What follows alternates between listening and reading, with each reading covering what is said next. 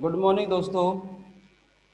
जैसा कि कल हमने आपको कुछ क्वेश्चन सॉल्व कराए थे भाई, उसके बाद कुछ क्वेश्चंस और सॉल्व कराएंगे जिससे आपको ज़्यादा से ज़्यादा प्रैक्टिस हो और क्वेश्चन भी मैक्सिमम से मैक्सिमम सॉल्व कर पाओ। तो देखिए, next question, question number 3.10.9 are given, prove that the function defined by, prove that the function prove that the function defined by fz equals to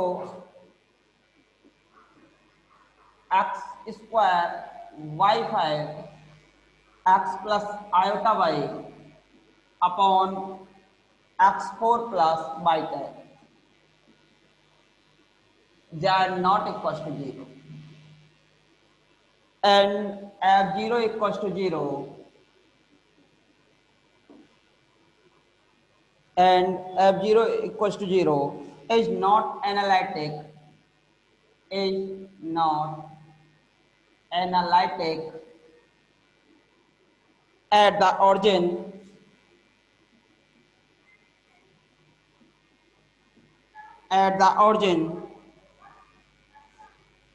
or Cauchy-Riemann equation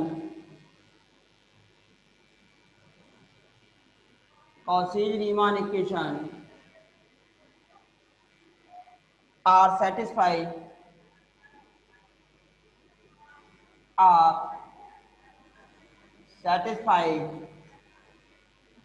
at that point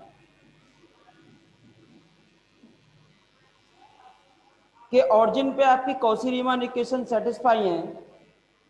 eight origin Cauchy Riemann equation are satisfy what, Cauchy Riemann equation are satisfy what function is not analytic. आपका function analytic नहीं है, इसका mean क्या होगा? इसका mean होगा कि आपका अगर फंक्शन एनालिटिक नहीं है तो डेफिनेटली, अगर आपका फंक्शन एनालिटिक नहीं है तो definitely at x z equal to 0 F z does not exist, यानी कहने का मीन क्या हुआ? Derivative of F Z exist नहीं करेगा। डेरिवेटिव ऑफ एफ जेड जो है वो आपका क्या नहीं करेगा भाई? एग्जिस्ट नहीं करेगा। तो derivative of F Z does not exist. तो देखिए, for this solution here class के लिए मीटिंग रूम जाना पता नहीं एफ जेड इक्वल टू, इसी टाइप के क्वेश्चन है भाई सभी। अब मैक्सिमम से हेलो। मैक्सिमम क्वेश्चन सॉल्व करोगे। एक टाइप का और हम कराएंगे मिस थॉमसन मेथड के थ्रू। तो F Z equal to X cube Y 5 plus iota X square Y six upon x 4 plus Y 10 equal to U plus iota B. Comparison both sides, this implies value of u, which is a function of x and y, equals to that means अरे बोल real Arshad part बोल, of चुप f कैसे हो z गया भाई? x4 plus y6 and value of by that means imaginary part of f z which is equals to x square y6 upon x4 plus y10, x4 plus y10, x cube y5 upon x4 plus y10. Now you first find partial derivative at origin means 0 0. Now del u over del x. So now first find del u over del x, limit x tends to 0, change in u with respect to x. So that means u change x to 0 but y as a fixed 0 0 0 0, you change x to 0, limit आएगी upon में x minus 0। Apply कीजिए भाई, y के स्थान पे zero replace कीजिए, y के स्थान पे जीरो रिप्लेस करेंगे कंप्लीटली जीरो में कन्वर्ट हो जाएगा। और u जीरो जीरो की वैल्यू पहले से कितनी दी हुई है, जीरो जीरो, यानी f जीरो बराबर जीरो है तो u बराबर भी जीरो और v बराबर भी आपका क्या है भाई, जीरो। तो zero minus zero upon x और लिमिट लगी हुई है x टेंस टू जीरो। तो ये आपका हो जाएगा कन्वर्ट किसमें, जीरो में। And del you over del y, similar case में लिमिट अब by tends to zero, u में बाई के रेस्पेक्ट में चेंज है, एक्स एज इट एक्स, तो by change by to zero, Y to zero upon में by minus zero. Limit apply कीजिए भाई, limit Y tends to zero, x के स्थान पे जीरो रिप्लेस कीजिए, आपका जीरो ही हो जाएगा कंप्लीटली। और जीरो पे आपकी जीरो दे ही रखा था, ये आपका जीरो है ही भाई, zero minus zero upon by equal to zero. And find the value of del B over del X, find the value of del B over del X, limit x tends to 0, change the value of b with respect to x, that means we x change x to 0 upon में x, तो b में x के स्थान पे x and b के स्थान पे zero replace कीजिए भाई। तो यहाँ y के स्थान पे जीरो रिप्लेस करने पे आपका जीरो, ये भी आपका जीरो अपॉन में हो जाएगा आपका x और लिमिट लगी हुई है x टेंस टू जीरो, ये भी आ गया आपका जीरो। एंड लास्ट और आखिरी del B upon del Y, del B upon del Y, del B upon del Y, find the value of del B upon del Y. Limit Y tends to zero, V Y के respect में changes है भाई, X as it X, but Y changes from Y to zero, Y to zero upon में by, limit लगा दीजिए भाई, limit Y tends to zero, ये भी आपका जीरो, ये भी आपका जीरो अपॉन में by zero. Equation number first, second, third and fourth, by equation first second third and fourth, it is clear. हाँ सेम है भाई, अब तो फिर लिख लेना आप, चलो दिखाई नहीं दे रहा है। तो it is clear from, it is clear, देखो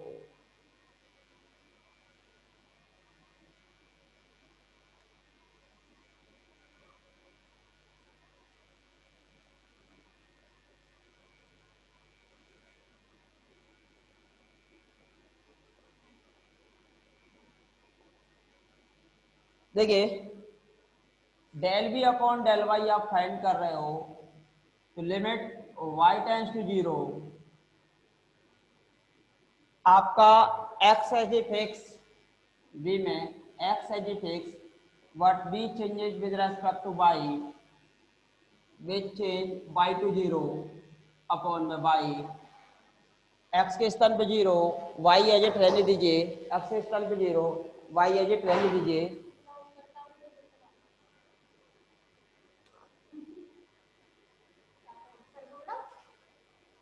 चलो भाई, ऊपर का भी नहीं दिख रहा, चलो नीचे लिखते हैं थोड़ा, आपकी तो सुननी ही पड़ेगी हमें भाई। Del B upon del Y, क्या आपको सीन हो रहा है भाई, del B upon del Y, del B upon del Y, क्या अब आपको नजर आ रहा है भाई, क्या अब आप देख पा रहे हो? देखिए, del B upon del Y, limit Y tends to zero, change v, change v with respect to y, x as a fix, तो y change y to zero, Y to zero upon में y, upon में y, upon में y, इधर लिखते हैं del B upon del y equal to limit Y tends to zero, v zero y minus b zero zero upon Y. Limit लगाइए भाई, value of this zero upon Y, limit Y tends to zero, ये आ गया zero from equation number 4। It is clear, it is clear, it is clear from equation first, second, third and fourth that del u over del x equals to del v over del y and del u over del y equals to minus del v over del x. That means it is satisfying Cauchy-Riemann equation. That means it is satisfying, that is fz is satisfying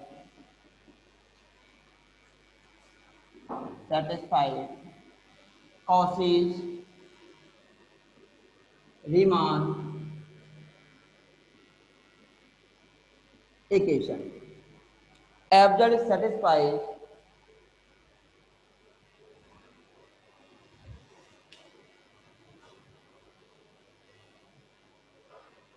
Cauchy-Riemann equation. अब तो clear आ रहा होगा भाई साहब नजर आपको, ठीक है भाई, सेटिस्फाई Cauchy-Riemann इक्वेशन। तो पार्शियल डेरिवेटिव एग्जिट कर रहे हैं एंड Cauchy-Riemann इक्वेशन को सेटिस्फाई कर रहे हैं। तो देखिए बट एनालिटिक नहीं है, तो now check the derivative, now check the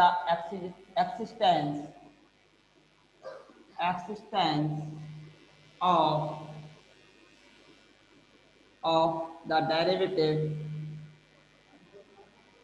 of the derivative of fz at origin.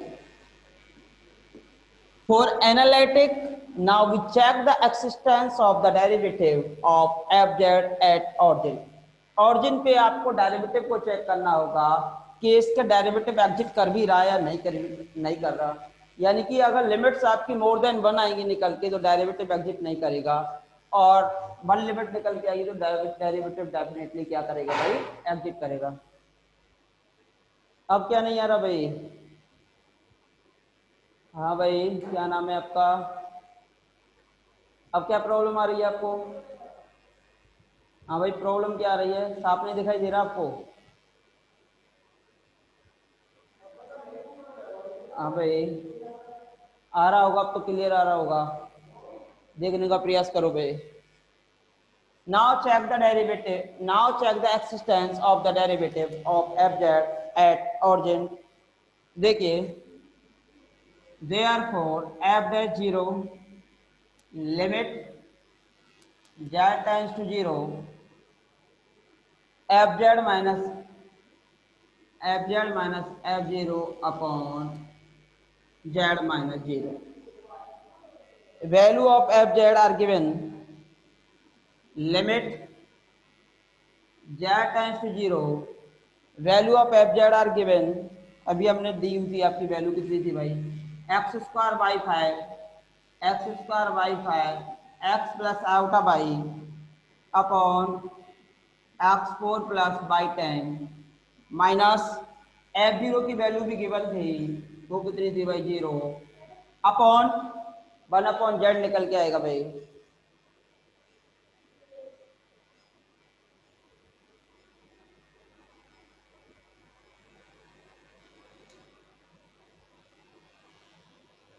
देखिए भाई,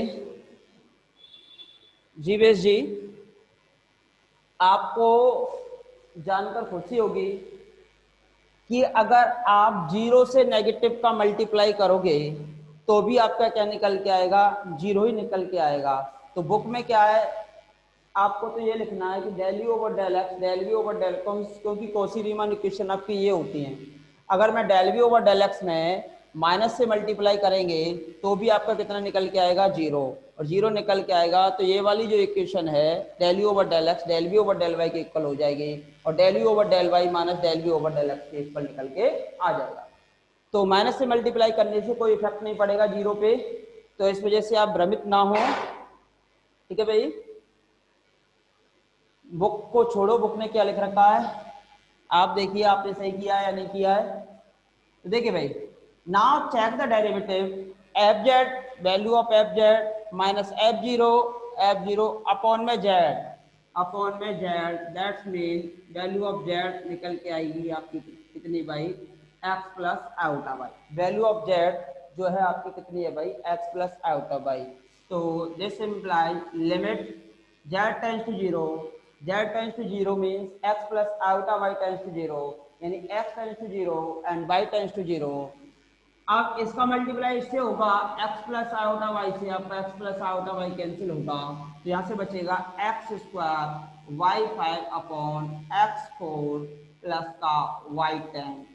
आपको कुछ नजर आ रहा हो तो ये वाला क्वेश्चन आपने लिमिट वाले केस में कंटिन्यूटी वाले चैप्टर में आपने रियल एनालिसिस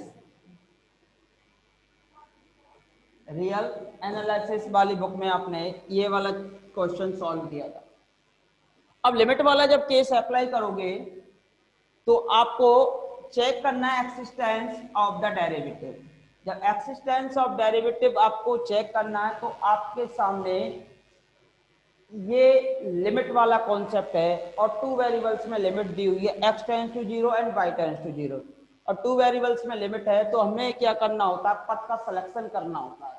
तो आप क्या करोगे भाई पथ का सिलेक्शन करना होगा और पथ का सिलेक्शन ऐसे करोगे कि अलग अलग पथ के अकॉर्डिंग चलने पर लिमिट जो है वो आपकी कैसी आनी चाहिए अलग अलग निकल के आनी चाहिए। यहां से देखिए y5 है और यहाँ पे देखिए y5 का स्क्वायर है, y5 का स्क्वायर है यानी y5 बराबर एक्स स्क्वायर मानते हो आप, तो ये हो जाएगा x4, ये x4, ये ऊपर भी x4 हो जाएगा, यानी कि न्यूमरेटर एंड डिनोमिनेटर में पावर्स आपकी कैसी हो जाएंगी सेम हो जाएंगे। तो हम क्या कर लेते हैं हम पथ का सिलेक्शन करेंगे। तो देखिए भाई equation number 5 late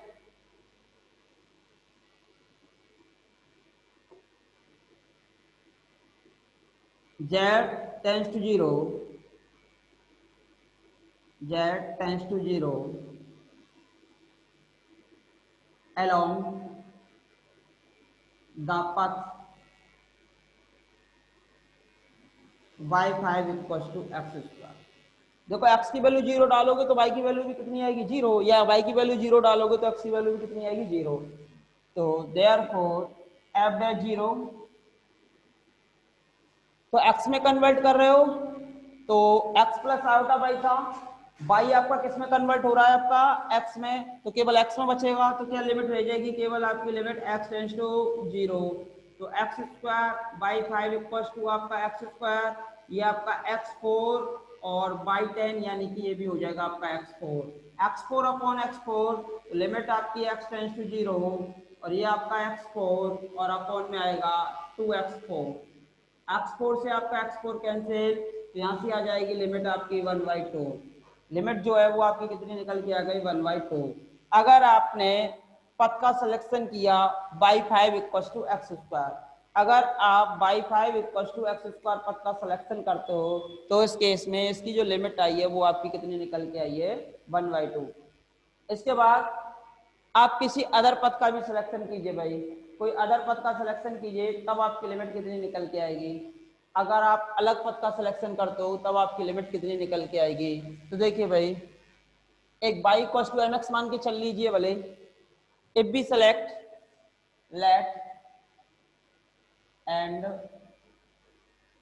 let z tends to zero along the path y equals to mx, then f dash 0 equals to limit x tends to 0, limit x tends to 0 y equals to mx, तो ये हो जाएगा m5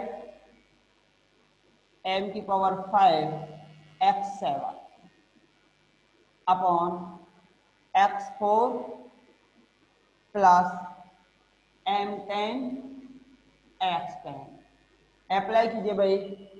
common बताइए, x4 common आएगा, maximum से maximum limit x tends to 0 m5 x cube upon 1 plus m10 x6 apply कीजिए भाई। Limit ये आ जाएगी आपके पास 0 अपॉन 1 प्लस 0 इक्वल टू 0। इसकी लिमिट कितनी आ गई भाई निकल के 0। अगर इस पथ का सिलेक्शन करते हो तब तो लिमिट आ रही है आपकी 0, और इस पथ का सिलेक्शन करते हो तब लिमिट आ रही है 1/2। तो both limits are different, both limits are different, तो लिमिट्स आर डिफरेंट। तो जब आपकी जो दोनों लिमिट्स हैं वो आपकी कैसे आ रही है डिफरेंट, तो derivative of F Z does not exist. तो from 6 and 7 it is clear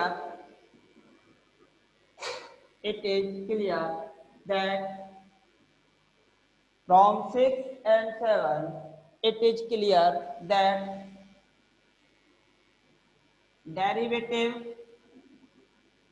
of fz at origin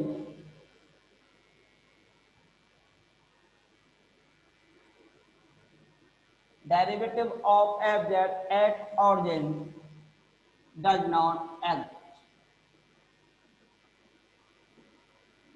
because limits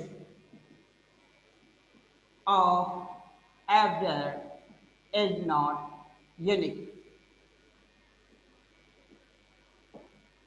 That means limit of fz, limits of fz is not unique if we select another path.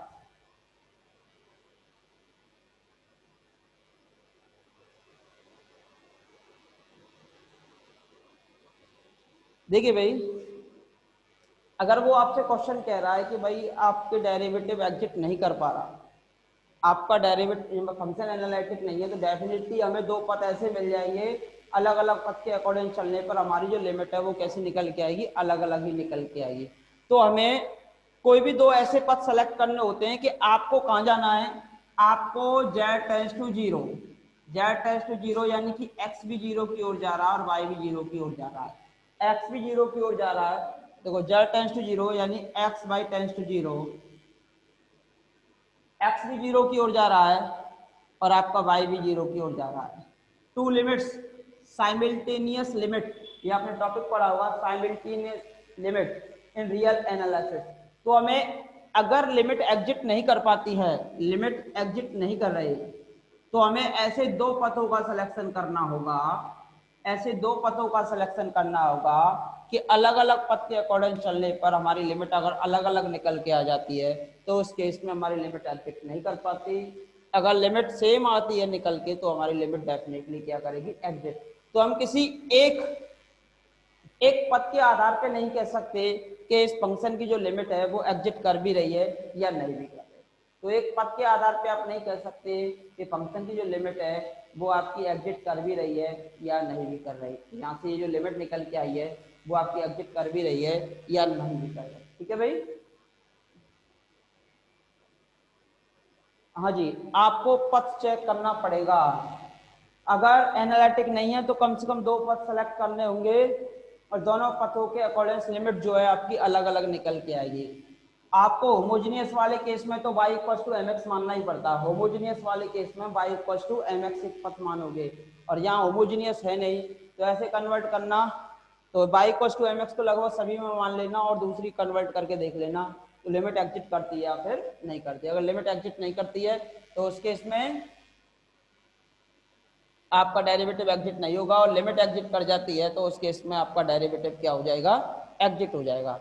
तो पहला जो topic होता है वो limit का ही होता है, और लिमिट के लिए अगर साइमल्टेनियस लिमिट लगी हुई है यानी कि दो लिमिट लगी हुई है तो उस केस में आपको अलग अलग पथ का सिलेक्शन करना होगा। अलग अलग पथ का सिलेक्शन करने के बाद आपको क्या फाइंड करनी होगी भाई, लिमिट्स फाइंड करनी होंगी। अगर अलग अलग पथ के अकॉर्डेंस, कोई भी दो अलग अलग पथ के अकॉर्डेंस लिमिट अगर आपकी डिफरेंस आती है तो उस केस में आपकी लिमिट एग्जिस्ट नहीं करती है। तो देखिए भाई, नेक्स्ट क्वेश्चन कराएंगे हम अभी आपको। तो देखिए, तब तक के लिए आप रिजॉइन करोगे, तब तक के लिए आप रिजॉइन करोगे भाई।